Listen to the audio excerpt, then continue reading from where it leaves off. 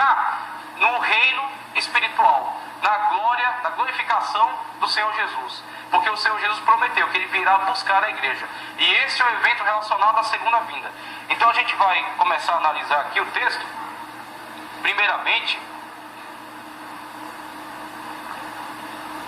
ele fala aqui na lição, ó, o textuário que diz, autores, no primeiro momento, eles não tiveram trabalho de especificar aquilo que estavam dizendo com relação aos eventos. A vinda de Cristo é um evento, só que ele está subdividido em etapas. Ele tem pelo menos 2 etapas, e você vai entender as características de cada etapa na continuidade da revelação da Escritura. Então você tem o fundamento nos evangelhos, nas palavras de Cristo, e Cristo descreve as 2 etapas. Cristo descreve a primeira etapa, chamada arrebatamento. Ele descreve a segunda etapa, chamada vinda gloriosa. São 2 etapas de um evento só. Qual é o evento? A vinda de Cristo. Tá certo? Cristo já veio e agora ele vai voltar. Na sua volta haverão 2 etapas. Uma chama-se arrebatamento e outra chama a vinda gloriosa. Então temos aqui um texto já trazendo características do arrebatamento. Depois a verdade prática que diz: a segunda vinda de Cristo será em 2 fases distintas. Primeira, invisível ao mundo, para arrebatar a sua igreja. Segunda, visível e corporal, com a sua igreja glorificada. Então temos aí a descrição do evento, da totalidade do evento, em 2 etapas. A primeira é a segunda etapa, que é arrebatamento e a vinda gloriosa. E aí temos os textos. Esse texto aqui que foi lido em classe, tá certo? A gente gosta de fazer a releitura para a gente guardar bem os versículos que vão ser usados aqui. Então veja, 1 de Tessalonicenses 4, 13 e 18 diz: não quero, porém, irmãos, que sejais ignorantes acerca dos que já dormem, para que não vos entristeçais como os demais que não têm esperança. Porque se cremos que Jesus morreu e ressuscitou, assim também aos que em Jesus dormem, Deus os tornará a trazer com ele. Dizemos-vos, pois, isto pela palavra do Senhor, que nós, os que ficarmos vivos para a vinda do Senhor, que está em vermelho ali, tá certo? Para a vinda do Senhor, não precederemos os que dormem. Então temos 2 grupos aqui qualificados. Você vê, conforme Paulo fala, os que já dormem, Perceba que, em relação aos que estão em Cristo, sempre que é tratado acerca da morte para o fiel, a morte para o cristão não é o fim. A morte para o cristão não é o término da sua carreira. O cristão, ele tem a esperança da eternidade. Ele tem o selo da salvação, que é o Espírito Santo, que está nele. Veja que Cristo, quando falou acerca de Lázaro, diz para os discípulos: vamos despertá-lo. Vamos despertá-lo. E os discípulos ficaram confusos com aquela abordagem de Cristo. Falam: mas ele está morto. Só que tem um diferencial. Quando uma pessoa morre para mim e para você, não há mais o que fazer. Nós não temos poder de trazê-la à vida. Mas quando uma pessoa morre para o Senhor, é só um sono. É só como alguém que dorme. O Senhor tem poder para, pela sua palavra, ressuscitar, trazer de volta à vida aquela pessoa. Por isso que para Cristo, a morte dos seus fiéis é só um sono. É só como aqueles que dormem. Então Paulo fala: não estejais ansiosos, preocupados em relação àqueles que dormem. Aqueles que estão em Cristo e morrem no Senhor, morrem salvos, eles são como os que dormem. O Senhor, no momento certo, irá os despertar. Aí Paulo traz outra categoria de pessoas. Um é os que dormem, outro é nós que estivermos vivos, ficarmos vivos para a sua vinda. Não precederemos os que dormem.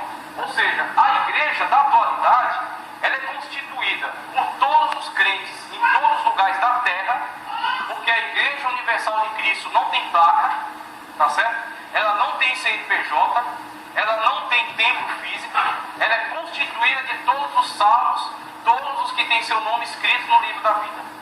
Para você saber quem é membro dessa igreja, é só você olhar o rol de membros. Só que para você saber quem é membro da Igreja Universal de Cristo, você tem que olhar no livro da vida. No livro da vida está registrado o nome daqueles que são, que fazem parte do corpo de Cristo, corpo espiritual de Cristo. Aquilo que é chamado também de corpo místico, tá certo? cuja cabeça é Cristo. Aqueles que estão vivendo aqui na terra debaixo da sua ordem, debaixo das suas ordens, que estão obedecendo a sua palavra, porque o corpo obedece aos comandos que vem da cabeça. Assim são aqueles que integram o corpo de Cristo. Então a igreja é constituída por todos os cristãos que compõem o corpo de Cristo, na igreja universal, e também daqueles que já morreram no Senhor, desde o primeiro mártir, desde Estevão, que foi o primeiro mártir da fé. Então o número de fiéis da igreja de Cristo conta-se desde Estevão, século I da era cristã, até o último crente que subir com a igreja no arrebatamento. Essa é a igreja que é integrante do corpo de Cristo, que será alvo desta vinda do Senhor. Na vinda do Senhor, os que dormem, conforme já expliquei, ressuscitarão primeiro. E nós que estivermos vivos, conforme Paulo fala, dizemos, pois isto, pela palavra do Senhor, que nós que ficarmos vivos para a vinda do Senhor, não precederemos os que dormem, porque o mesmo Senhor descerá do céu com alarido e com voz de arcanjo, com trombeta de Deus. E os que morreram em Cristo ressuscitarão primeiro. Os que morreram em Cristo ressuscitarão primeiro. Depois nós, os que ficarmos vivos, seremos arrebatados, arpados. A gente vai ver esse termo aqui no original, daqui a pouco. Seremos arrebatados, juntamente com eles, nas nuvens. Veja onde se dará o local do encontro com o Senhor. Essa aqui é a descrição da primeira etapa do evento, chamada a vinda do Senhor. A primeira etapa do evento acontecerá rapidamente, conforme o Senhor falou aqui no versículo que já foi citado.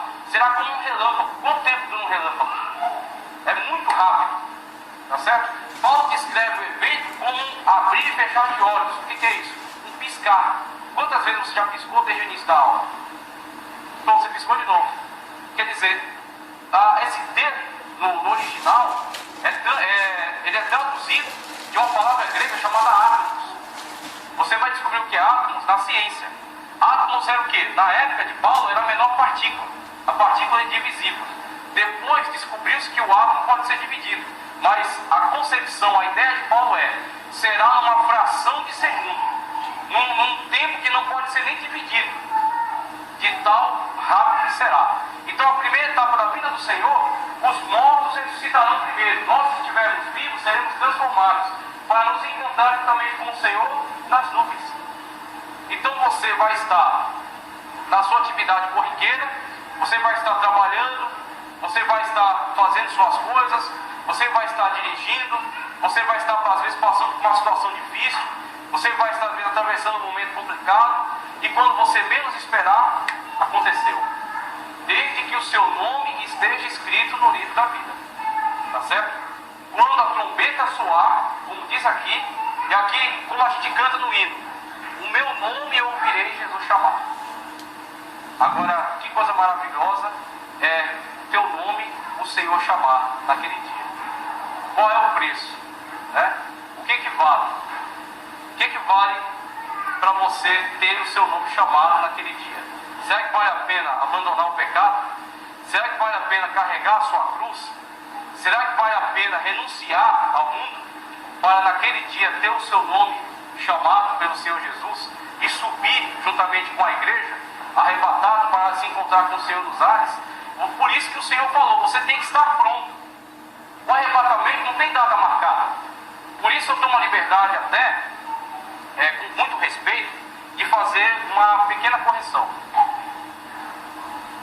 Eu pergunto para a igreja, Deus se atrasa? Não, Deus não se atrasa. O que é se atrasar? Se atrasar é dizer para você, olha, 10h40 eu vou me encontrar com você. E aí quando der 10h41 eu estou atrasado. Tá certo? Isso é se atrasar. É dizer, ó, 10h40 eu encontro você lá na Heitor Penteado. Aí dá 10h41 eu não chego. Isso é se atrasar. O que é tardar? Que é o que está no texto que foi lido. Mas, tardando o Senhor, dormiram todas. O que é tardar? Eu não marquei hora com você. Eu disse, espere. Esteja pronto. Eu vou chegar. E aí o tempo vai passando, você vai se cansando. A igreja inteira passar do tempo, ela começa a se cansar. Só que tem uma coisa: será que você tem azeite dentro de você? Será que a esperança continua viva dentro de você? É para isso que existe essa aula, para que a tua esperança seja renovada. Não se engane, Deus não se atrasa, Ele vai chegar, e quando Ele chegar, que você tenha azeite dentro de você, para que você possa acender a sua lâmpada e ir ao encontro do esposo. Tá certo? Pode falar. Pode falar. O pastor pregou que Deus atrasa. Deus atrasa. Mas é engraçado, porque quando eu converso ele interpretou erroneamente. Ele cometeu um erro. Ele cometeu um erro. A gente não pode. Vamos ali? Vamos ali? Vamos ali? A gente não pode contrariar a Bíblia para respeitar ninguém. O dia que Deus atrasar, aqui ó, presta atenção, o dia que Deus atrasar é porque Ele não tem controle do tempo. Certo? Então Deus tem controle de tudo, Deus não se atrasa. Quem se atrasa somos nós. Isso. Deus é onisciente. Isso, Deus é onisciente. Deus sabe de tudo que vai acontecer. Inclusive, Deus prepara coisas para acontecerem antes de elas existirem. Então dizer que Deus se atrasa é uma concepção humana, errada e muito simplificada. Tá certo? É uma falta de conhecimento. Então, o pastor, ele falou, né, que Deus se atrasa e sim, eu vou mostrar pra você aqui na Bíblia. A prova que Deus se atrasa, que Ele mostrou na Bíblia, é a prova que Deus não se atrasa. Escuta lá, aí na mesma hora que ele falou assim, eu fui ler um verso no Pedro. Sim, Aí sim. eu achei que foi contrariado, mas eu acreditei. Agora que eu entendi o que você falou. Isso. Na verdade, Deus mandou esperar, então marcou o tempo para negociar. Ele não disse, olha, eu vou pintar a hora. Inclusive, quando perguntaram a hora para Cristo, Ele disse, não, só o Pai sabe a hora. Ele não disse qual é a hora, só Ele sabe. Ó, aí o apóstolo Pedro diz assim, ó. Sim. O Senhor não retarda a sua promessa. Isso. Ainda que alguns a tenha por tardia. Olha. Mas é um ânimo para convosco, não querendo que alguns se percam, senão que todos venham a arrepender. Pronto. Onde que Ele marcou a hora? Onde que Ele marcou a hora que Ele veio? Não marcou. Ele disse para você, esteja pronto. Espere. A qualquer momento eu vou chegar. E quando eu chegar, você esteja pronto. É isso. Então veja, olha. Depois nós, os que ficarmos vivos, seremos arrebatados. Juntamente com eles nas nuvens. Ok, vamos voltar para cá. A encontrar o Senhor nos ares. E assim estaremos sempre com o Senhor. Portanto, consolai-vos. Veja essa palavra aqui, ó. Consolai-vos. Qual é a consolação do crente? A consolação do crente não é ir no shopping comprar uma bolsa nova. A consolação do crente não é na concessionária fazer uma prestação comprar um carro novo. A nossa consolação é que nós temos a promessa. Nós somos selados, nós somos predestinados para a promessa pelo Senhor Jesus. Independentemente daquilo que você esteja passando, independentemente daquilo que você tenha que abandonar pelo Senhor, saiba, você tem a promessa. Você está predestinado para a salvação em Cristo. Você está destinado à glória de Cristo. Tá certo? Vai estar juntamente com Ele. Então vale a pena abandonar tudo em prol dessa promessa. Aí no segundo texto temos outra descrição. Veja, cada descrição dessa fala acerca de um evento. O evento é a vinda do Senhor. É a sua segunda vinda. Só que a segunda vinda do Senhor tem características diferentes para cada etapa. Veja só acerca da segunda etapa, que é dito aqui em Lucas. Lucas 21, 25 a 27. Haverá sinais no sol, e na lua, e nas estrelas, e na terra, angústia das nações, e perplexidade, pelo bramido do mar e das ondas. Aqui nesse texto anterior, não tínhamos nenhuma dessas características. Essa aqui é a primeira etapa, quando o Senhor vai levar para si o seu povo. Inclusive, Paulo em Coríntios fala acerca de Cristo, da ressurreição dele, dizendo que Cristo é a primícia dos que dormem. O que significa a primícia dos que dormem? Essa linguagem ele tirou do Antigo Testamento. A linguagem das primícias tem a ver com a agricultura. Ele tirou isso do livro de Levítico. Sabe o que é a primícia? Na época em Israel, a maior parte do povo era agricultor, vivia no campo. Então o que é a primícia? A pessoa fazia uma planta esperava a época. O primeiro fruto da terra chamava-se primícia. Ele pegava o primeiro fruto da terra e levava para o templo. Ele colocava na mão do sacerdote. O sacerdote pegava a primícia e movia. O que é mover? Literalmente, ele movia nas 4 direções. Para quê? Para abençoar a colheita. Então a primícia é o primeiro fruto da terra que é apresentado no templo para abençoar a colheita. Quando vier essa época da colheita, ele tem uma colheita farta.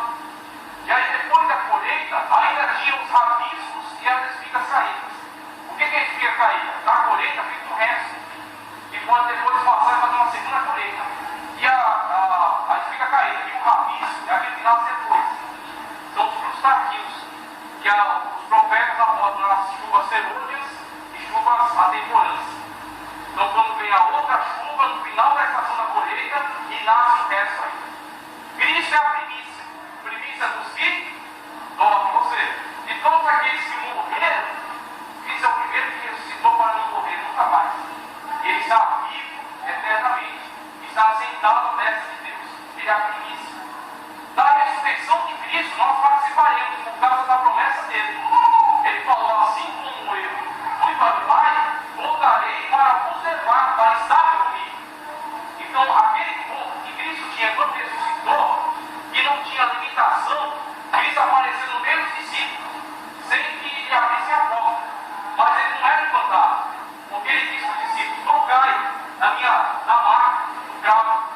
Vocês têm alguma coisa para comer? Eles têm para comer, à frente de vocês. Agora diga para mim, explica para mim como é que é esse povo. Não tem como explicar, meu irmão, é espiritual. É coisa sobrenatural. Se fosse natural, teria explicação. É sobrenatural. Então Cristo, ele ressuscitou e tem um corpo glorioso, indestrutível. Tá certo? E o corpo que Cristo tem hoje, nós teremos. Porque nós somos a colheita. Cristo é a primícia. Nós somos a colheita. Quando será a colheita? No arrebatamento. Quando ele colher os frutos maduros da sua igreja. Tanto os que dormem no Senhor, tanto os que, quando se estiver vivo, como falar aqui. E aí depois disso vai ficar um resto. Quem é que vai ficar? Vão ficar as 5 virgens loucas, que não tinham azeite na botija, que não estavam prontas para o arrebatamento, tá certo? Que não estavam aguardando o Senhor na sua vinda. Aquele que não estiver aguardando pelo Senhor, aquele que estiver brincando com a salvação, vai ser aquele que vai ficar no arrebatamento e vai passar pelo período de grande tribulação. Esses são chamados de espigas caídas, aquilo que fica da colheita. E além de espigas caídas, tem outro termo: rabiscos. O que são rabiscos? Aquilo que nasce tardiamente. São aqueles que vão aceitar a Cristo durante a grande tribulação e que infelizmente vão ser salvos por causa de Cristo, mas com grande sofrimento, porque o anticristo vai tentar impor o seu governo, o seu sinal. Se aceitarem o sinal, estão fora da salvação. Se rejeitarem o sinal, são perseguidos. Agora pense só um pouquinho, faça um raciocínio. Você tem massa cinzenta. Se os governos humanos, os governos ditatoriais, promovem matanças, promovem torturas, promovem sofrimento, quando pegam uma pessoa, por exemplo, eles têm uma conspiração, eles torturam, eles fazem atrocidades, são governos humanos só. O governo do anticristo será na eficácia de Satanás. O Espírito Santo, que é aquele que o detém na atualidade, preste atenção: o mundo está ruim, está, né? Se o Espírito Santo não estivesse aqui, estaria muito pior. Estaria muito pior. O Espírito Santo está aqui com a igreja. A igreja é o referencial de Deus da terra. Quando a igreja for arrancada da terra e o Espírito Santo subir com a igreja, não vai ter limitação para o inimigo. Ele vai se manifestar e ele vai fazer o que ele quiser. Aquele que ficar no arrebatamento vai entrar no céu com muito sofrimento, muitas lágrimas. Porque o diabo que vai usar o Cristo não vai ter limites para a situação. Então ele vai torturar, e as pessoas que aceitarem a Cristo durante a tribulação serão mártires. Serão mártires, ficarão no céu com muito sofrimento. Então vejamos aqui, ó, que o tempo não espera, a descrição acerca da vida gloriosa. Haverá sinais no sol, e na lua, e nas estrelas, e na terra, no curso das nações, e em perplexidade pelo bramido do mar.